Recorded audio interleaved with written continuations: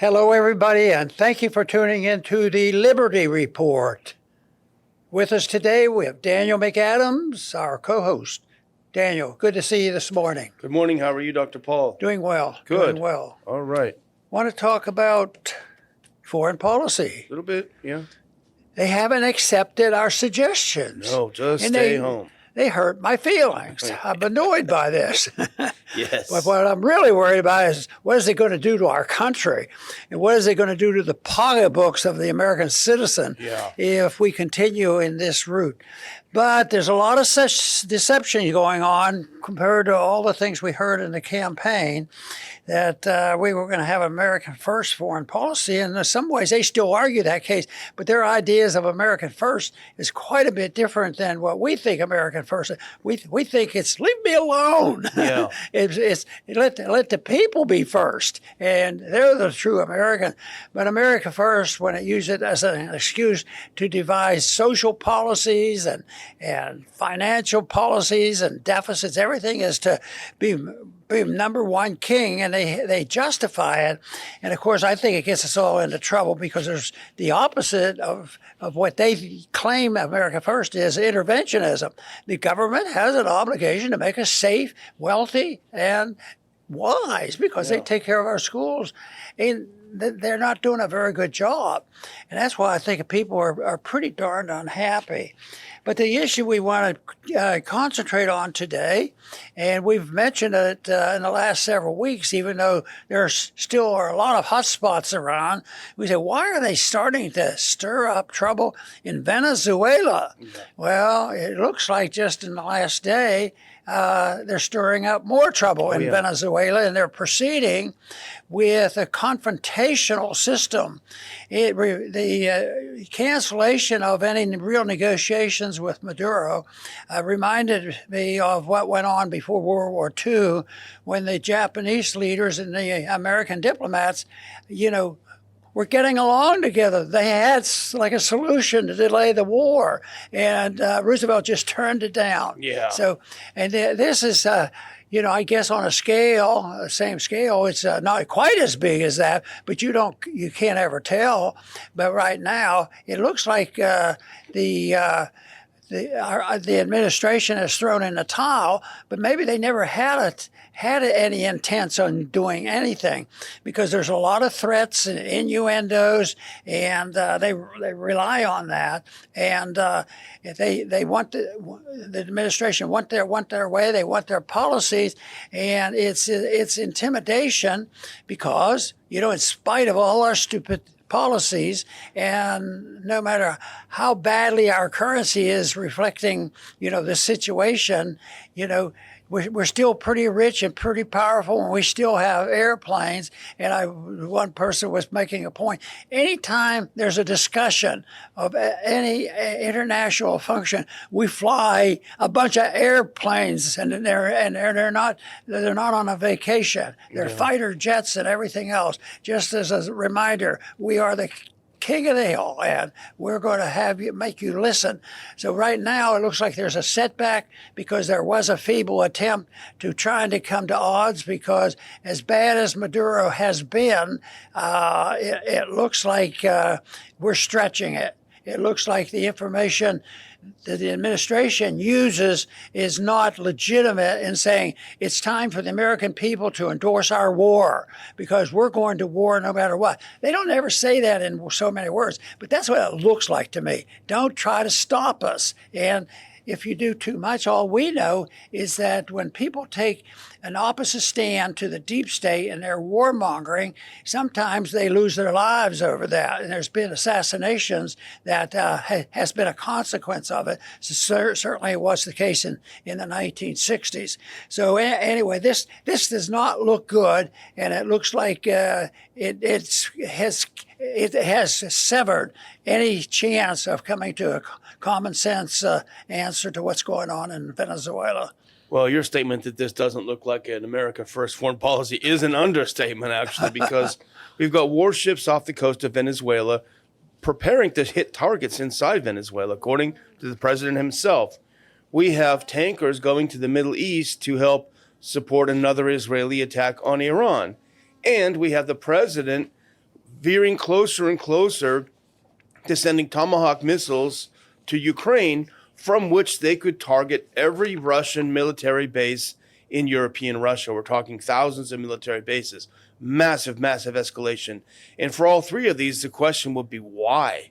Why are we doing this? How does this promote America's interests whatsoever? The answer is it doesn't. Well, there's one good article that came out today in the American Conservative. Jude Russo wrote it. We kind of riffed off of the title for the title of our show, if we can put that up. But it's a very pithy article, and I like these short articles that really get to the meat of it. Jude asks, what does the U.S. want in Venezuela? Go to the next one. He talks about what Trump has said already. Clouds of war drift over the Caribbean. America's engines of death idle in the waters of outside Venezuelan territory. New York Times report announces President Donald Trump. Now, this is the interesting part now. Talk about changing times. President Donald Trump has determined that the United States is in a war with Venezuelan organized crime groups, of which the State Department assures us strenuously President Nicolas Maduro is the leader. Washington Examiner says the American forces are prepared for seizure operations, that is to say, expeditions to take assets like ports in Venezuela. So what they're talking about, Dr. Paul, is that the president has determined that we are at war with these cartels. And you say, well, how can you declare war on a non-state actor? Well, we've determined that the head of Venezuela is the head of the cartels. Zero evidence whatsoever. In fact, counter evidence, as we've said many times on the show, that our own intelligence community says he has nothing to do with drugs. In fact, he cooperated with the international anti-drug groups and organizations. That would be a weird thing to do if you're the head of the biggest drug cartel in Venezuela. So what is going on? But, our problem is not enough people ask the right questions and they go along with it. I say they're moving in the direction that we'd like them to, and there's more people asking questions. But right now, there's not going to be too many questions asked about this noise going on now to sever any type of talk and any effort at all, and then they don't deal with the subject of what does America First mean?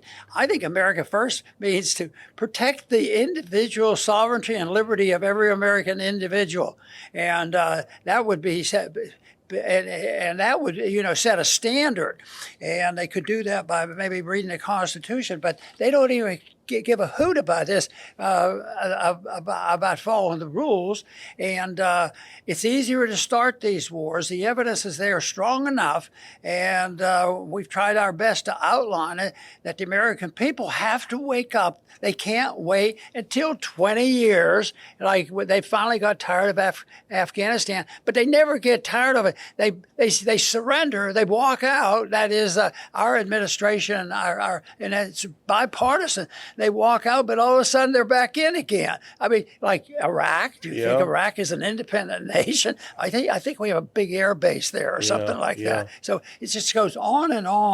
And I know there's a lot of stuff to look into, and certainly the average citizen has a lot of stuff they have to deal with, adjusting for inflation and other things. But I don't see how it can be combated without a discussion and exposure of bad ideas and misinformation. And I think this is the real problem. It's the propaganda. And we've spoken so many times in recent weeks about the attack on the First Amendment and how the internet may be controlled. So this is the kind of thing that is very difficult, because although the internet offers us some opportunities, it really offers a lot of opportunity for some government agents and others who may use it as their number one weapon. And the deep state is not so deep anymore. It's just boiling over. Yeah, for sure.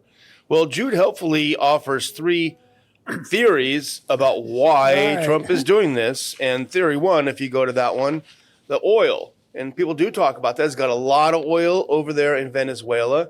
But Russo points out that launching a war is a risky way at best to maximize the exploitation in the short term. He also says we have other sources for hydrocarbons, including those at home. This is not the 1970s, he reminds us. But Trump says we should have done blood for oil in Iraq, so maybe that's in the mix. The other thing is that it's apparently Trump himself has said it, Venezuelan oil is difficult to refine, so it's not the top quality oil, even though they got a ton of it. So theory one, oil. Now I'll go to the next one. Theory two, this is a weird one, I think, and I think Jude Russo agrees that this is about tying up forces in a hemispheric fight so we can say no to Israel when asked for more resources in the Middle East. Russo says this has been floated to me seriously, but it seems frankly insane. And also, I suspect, attributes more intentionally to our national security policy than is perhaps just. This is crazy, I think, that we're putting all our troops down there so when Israel asks, we'll say, no, we're too busy fighting Maduro. I would, like Russo, I would cross that off. Now, the third one actually does make sense. And here's what he says. Theory three is by my lights the most plausible. We're just doing it because we can. Nobody likes communist Venezuela, said Russo. Trump, for all his peace rhetoric, does in fact enjoy displays of American hard power. Now, you just said that, Dr. Paul, when you're talking about these flyovers that the summits always begin with. We now have a Department of War, Russo writes, which Trump has emphasized, shows that we don't just do defense, but offense. And McKinley, the 47th president's historical fixation in the administration's early days, had a splendid little war in Latin America with few immediate ill consequences. So Russo determines that we're just doing it because we can. And that is so sad. No real purpose. Are they rescuing anybody? You'd think maybe if they decided they'd stop the famine, in the Palestinian territory to help some people, but no, that's not what they're doing. And I think this attitude, and they may be right, and you're suggesting this the only halfway reasonable thing to talk about or explain why it's happening, but it's evil. It's evil. It's unconstitutional. It's immoral, and I think it's just bullying. If we can, I can beat you up, but I don't need to. Yeah. And I don't even need to show that I'm stronger than you are, but I'm still going to do it. Yeah. And the bully does it, and I think we've been doing that too much. But I think long term we build up the enemies, and I think this is what's happening in these last 3, 4, 5 years, and it's going to get worse. Is that the bullying and the power that we've expressed all around the world is catching up to us, and the people are getting upset. And quite frankly, the bullying is all done on borrowed money. Yeah. And they don't care about that because they just know that they have guns, and the guns are going to back up the dollar, and they will keep using force. But there will be a day that they won't have those airplanes flying over all these countries to demonstrate to them, watch out, do what we tell you or else. Yeah. And I think maybe I'm wrong, but as bad as things were when you were in Congress, I would have think if it was the same situation back then, there would have been a resolution brought to the floor, a bipartisan resolution advising the president or warning the president that you cannot initiate military conflict with Venezuela without a declaration of war or at least an authorization. I would have thought that would have been there already. There's nothing now. They can't even pass a budget. And even a hint of it, like Thomas gets to, and he introduces things that the best he can do. Yeah, and he's just one guy. I've never seen such an idiotic response. That he was the closest to our beliefs and understanding, and yet he's gotten the most beat up. Like he's the most evil man in Congress. Yeah. It's totally bizarre, and I don't understand it. It'd be a shame that if that type of an operation, if anybody speaks out against anything, it's that they get punished. I think what we're going to see in the next several months, there's going to be a few people that have done their best to hold their nose and present the correct case, because the Trump people, campaign on issues that some libertarian-leaning people were going to endorse it. Yeah. But that didn't happen. I think, especially like if let's say there was an invasion tomorrow, literally of Venezuela. There may be somebody that enough is enough. But the other thing I was thinking about there's some similarities to how we bullied and did things with Cuba. Yeah. And guess what? The communists really won that thing. Yeah. You know. Yeah, for So sure. they're still in charge. Probably might not be as ruthless. They probably are less ruthless, and our government's getting more ruthless. Yeah, I think so. Well, one of the reasons we think this is a front burner issue is because of something that happened yesterday. The New York Times covered, if you could put that next one on. And you alluded to it earlier, Dr. Paul. Trump calls off diplomatic outreach to Venezuela. He had Rick Grinnell down there, who is a mixed bag, but I think he's a pretty adept negotiator. There are some other problems we have with him, but I think he's probably pretty good. And he had been reporting progress, Dr. Paul. We're getting closer. Things are going okay. We're moving ahead with diplomacy. Trump, if you go to the next one, he decided, nope, not going to do that. He said he called Mr. Grinnell and instructed him that all diplomatic outreach, including his talks with Maduro, was to stop, and called him home. And this is paving the way for the escalation that we fear is on the horizon. Now go to the next one. And this is what it's all about. This is what diplomacy is in the eyes of the Trump administration. The reason why they called it off. Mr. Trump has grown frustrated with Mr. Maduro's failure to accede to American demands and give up power voluntarily. So basically, the idea of diplomacy is we send Grinnell over there to say, hey, you need to quit. You need to resign or else. You know, that's what it is. That's what it is. And so here's the thing. This is all, we'll talk about it in a second. I think this is Rubio. This is Rubio's pet project. Marco Rubio. He is a lot of hats, and I think you're going to talk about him. But here's what Rubio is talking about. Go to that next one. Mr. Rubio has described Maduro as, quote, a fugitive from American justice, and increased the reward for Mr. Maduro to $50 million. Now, put these two things together, Dr. Paul. Maduro is involved in drug trafficking, heavy drug trafficking, and he is a fugitive from our justice. Well, I had a kind of one of those deja vu moments. Put this next one up because I had a deja vu back to 1988. Noriega indicted by U.S. for links to illegal drugs. We've been there, Dr. Paul. We've done that, and it didn't work out very well. That's for sure. You know, we complain a lot, justifiably as far as I'm concerned, that the advisors, get the ear of our presidents and misdirect them, and they go along with it. And it's not that 100% of the advisors are all involved, but the key advisors are there. And I just wonder whether they're there for justification or why this comes about. But it's that they're there not to advise, and tell them what their opinions are, just like Grinnell. He's an advisor, and he gets fired. Yeah. And but an advisor today is a person who is supposed to confirm everything that the president wants. Yeah. And if not.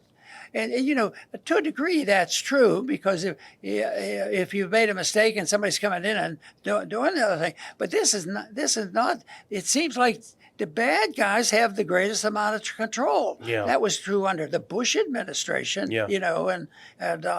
It just doesn't seem to be very practical. It doesn't work out well. Doesn't work out well at all. Well, I want to thank Georges for kicking in 20, and his theory is that this is a distraction from Gaza. Could be true. Partly true. But the next one we want to cover is something that should infuriate all Americans. And I think this is the height of ingratitude and beyond. Go to that next one, because Dave DeCamp writes up on antiwar.com, Israel to spend up to $4.1 million on propaganda campaign targeting American Christians. The Israeli Foreign Ministry is preparing to spend up to $4.1 million for propaganda campaign targeting American Christians, being sold as the largest Christian church geofencing campaign in U.S. history. Now, I have the definition of that geofencing later on. It's actually quite chilling. But as reported by the Jewish Telegraph Agency, if you go next, a federal filing under the Foreign Agents Registration Act shows that the Israeli ministry has hired a newly formed U.S.-based firm, Show Faith by Works LLC, which will target churchgoers with digital ads that are explicitly pro-Israel and anti-American, or anti-Palestinian. Sorry, that was a Freudian slip. The campaign will involve creating a mobile October 7th experience. Today's October 7th, by the way, that will visit Christian colleges, churches, and events. So basically, they're going to use Hollywood experts, by the way, top spokespeople. Basically what this is, and why it's so infuriating, Dr. Paul, is that this money is fungible, and it's the result of the billions of dollars that we give Israel every year. They take some of it and come back and propagandize us, bite the hand that feeds them, I think. This is so crazy, but evidently Netanyahu believes it's necessary, which means that maybe he's getting worried and concerned. Could be. Because this was this big base. I mean, this was one way to neutralizing a lot of people. Now, if this information get out, and one place where it has changed is the starvation. Of the Palestinians. And a lot of people have changed. I think this is what's happening. But to come and have this parade and billboards and change the minds of the Christians that, should be more astute to this. Sometimes, I think in churches they certainly have a responsibility to say, if we have communism and to make a comment about it, but it means that they come in and they won't change their minds at all, until something gets really tough. I think they're changing their minds, and I don't think I'm predicting that this demonstration, the money not only would be considered theft and evil.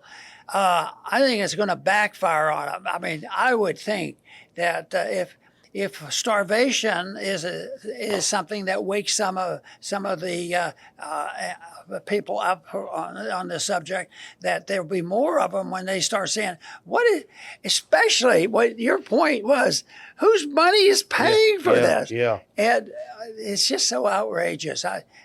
American people are too tolerant, but they're tolerant because they're too busy, and I understand that, and they're probably some of them. Every day there's more people, going into poverty, and they can't wait for their next paycheck. Yeah. And yet the news wouldn't say that. The financial news was pretty good. Everybody's stocks are up, and they're making a lot of money, and everybody seems to be satisfied. But they're really not. There's a problem, a big problem brewing. I almost think that if we were back in 203 canon, I might knock on your door and suggest, why don't we put together a bill that says that any foreign country receiving U.S. foreign aid is not allowed to lobby American citizens whatsoever, full stop. Isn't there a technicality in here? Are they actually legally doing this? I mean, they are. They fired with FARA. Shouldn't they be registered or something? They registered with FARA. This project is registered. I think it should be illegal. If you get foreign aid money from the U.S., you shouldn't be able to propagandize the American people because I think it should be illegal to give off money to anybody. That's all. That'll be the next step. Yeah. That's already true. But actually, one of your suspicions, I think, is there if you go to the next one. So this whole document, they're going to go to California, Texas, Colorado, and Arizona, and Show Faith by Works expects to receive $3.25 million from the Israeli Foreign Ministry. The government. The government's giving this group money to go into our churches and propagandize Americans. But here's the part that you sort of brought up a second ago. The document, which is the FARA registration, was filed on September 27th, says one of the activities of the campaign will be to, quote, combat low American evangelical Christian approval of the nation of Israel. So that tells you something. They are feeling, even among the evangelical community, they are seeing these Christians turn away from Israel, and they're worried about it. That's a good sign. Yeah, it is a good sign because of. Well, I do want to talk about this geofencing. Maybe it's just me. I'm not a tech guy, but this is an integral part of this propaganda campaign. I didn't know what it was. But this will tell you that here's this clip here tells you what the strategy is: church targeting, college campus focus, precision engagement. Now, our friends over at DD Geopolitics, which I do recommend following them, they did a good job, if you go to the next one, of explaining what geofencing is, because I didn't know that, what it is. Geofencing, bear with me, it's a little bit long, but I think it's worth hashing this out. Geofencing is a digital marketing and surveillance technique that sets up a virtual perimeter or fence around a specific physical location, for example, a church, college campus, or protest site. When someone with a smartphone enters that geofenced area, their device can be identified and tagged through location services, mobile ad IDs, or app data. So once tagged, the person can be targeted with ads, example, pro-Israel, anti-Palestinian messaging, while they're inside that fence, and later as they move around or browse the internet. They're tracked over time. The government can follow that device after it leaves, continuing to deliver tailored ads for weeks or months, and they can be profiled for further outreach or data analysis, often without the user ever realizing it. This is DD Geopolitics says, this is not a private PR campaign. This is funded by the Israeli government and filed under the Foreign Agents Registration Act. A foreign state is spending millions to shape U.S. Christian opinion with military-grade psychological operations technology. That is spooky. They get in your phone, and they keep pounding you over and over with these ads.